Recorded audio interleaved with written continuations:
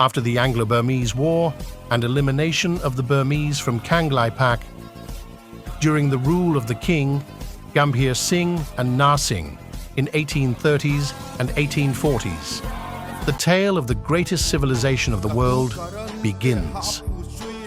They were cast out from Lushai Hills and seek refugee and settlement in Kanglai-Pak. There were the THI-FAI-KON civilization of the great Kulis. Of course, they were like this, muscular, strong, 6 feet handsome warrior like this, and like these gentlemen.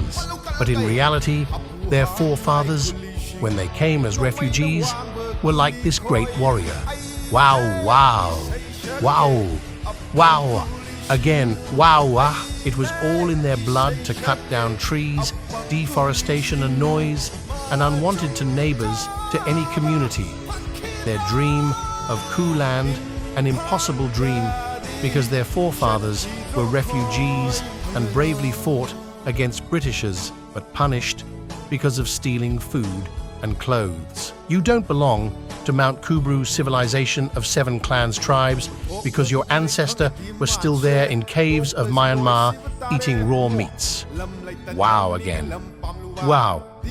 Their descendants have the greatest IQ intelligent quotient, and handsome. Poppy is their holy flower. Heroine is their AMRITA, and CREMATORY are their destination.